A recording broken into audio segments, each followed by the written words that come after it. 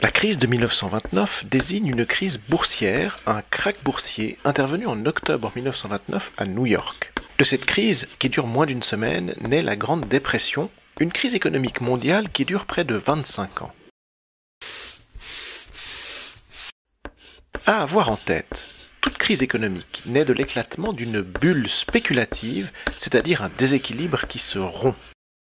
1929 est une crise boursière aux États-Unis, à New York, qui devient une crise économique mondiale par des effets d'entraînement qui mettent des mois parfois à se déclarer. Toutes les crises boursières ne deviennent pas forcément des crises économiques. Il y a une exception, l'arrêt délibéré des économies pour faire face au Covid-19 a engendré une crise inédite non liée à l'éclatement d'une bulle spéculative. Il existe d'autres crises boursières, en 87, en 2008, aux impacts moins importants. En 2001, une crise boursière éclate suite à l'effondrement de la bulle spéculative liée à l'Internet, on l'appelle le e-krach. Les crises économiques n'ont pas toujours la bourse comme origine. La crise des subprimes en 2008, par exemple, est liée à l'éclatement d'une bulle spéculative immobilière aux États-Unis. Qu'est-ce que la bourse ? Il y a d'abord une entreprise qui a besoin d'argent pour fonctionner. Parfois, une personne, une famille, n'est pas suffisamment riche pour être unique propriétaire de cette entreprise. Elle décide alors de se casser en plusieurs parts de propriété. On les appelle des actions. Une action, c'est une part de propriété de l'entreprise.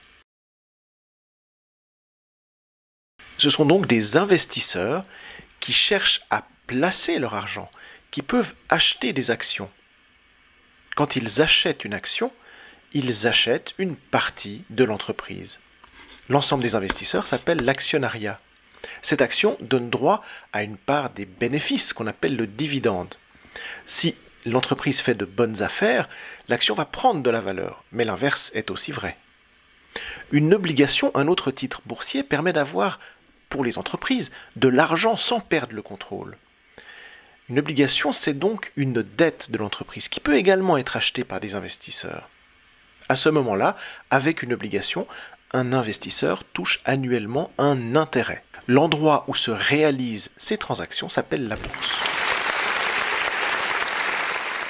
Une bourse est ainsi un intermédiaire entre entreprises et investisseurs. C'est un outil clé des économies libérales. C'est un facilitateur qui est peu régulé.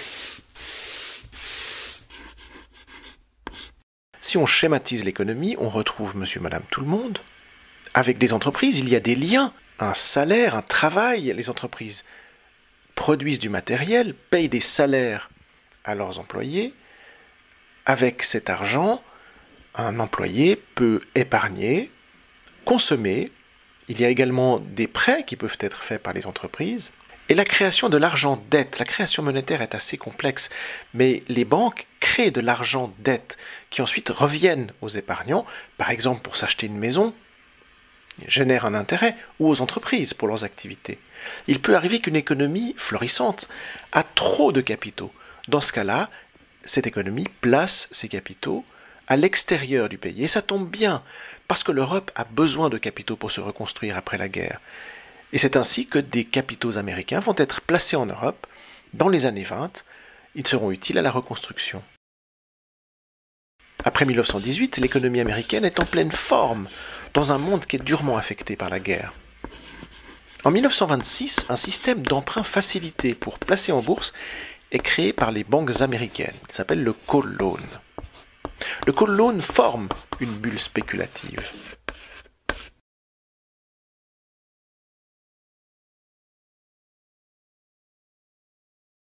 En 1929, 10% des Américains boursicotent.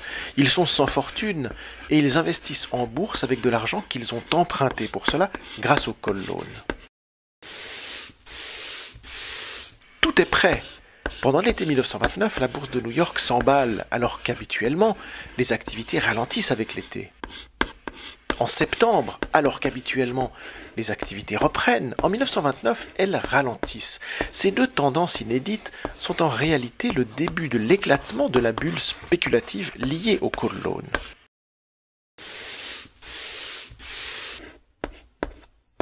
Première secousse le jeudi 24 octobre. À New York, les investisseurs inquiets vendent leurs actions en même temps et font ainsi baisser les cours. Comme beaucoup sont endettés avec le call loan, la panique enfle, beaucoup trop veulent vendre. Pour rassurer, 6 banques décident la création d'un fonds pour racheter en masse les actions que les investisseurs vendent. La chute est enrayée en fin de journée. Il y a un message rassurant des banques et du gouvernement, l'avenir est stable.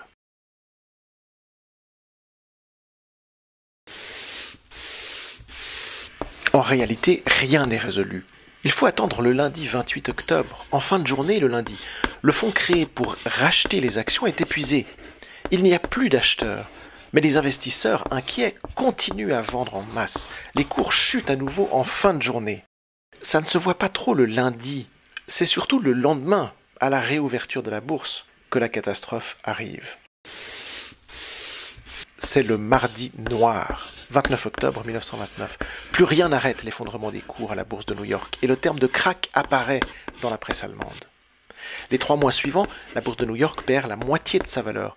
Elle entraîne avec elle la faillite de banques puis d'entreprises. Toute l'économie se paralyse.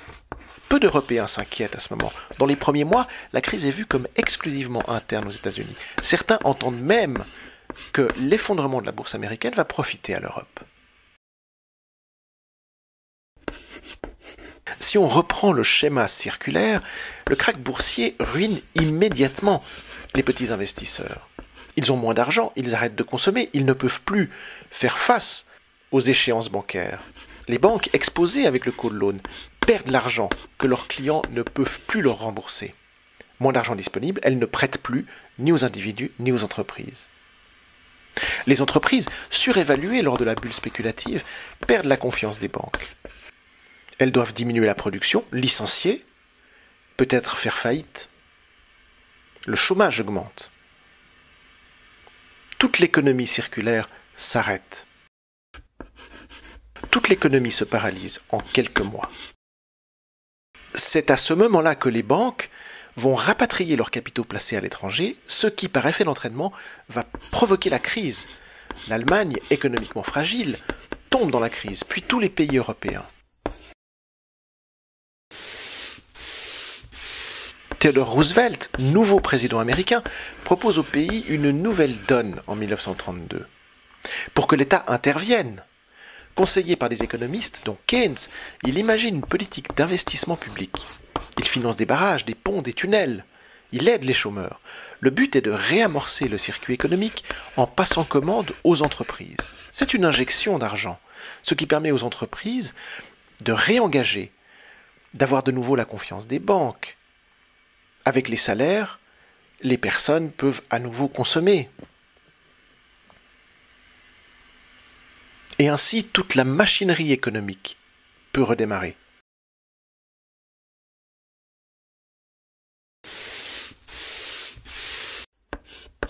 Sur le schéma, tout semble facile, mais dans la réalité, il aura fallu attendre novembre 1954 pour retrouver des valeurs économiques identiques à octobre 29 à la bourse de New York.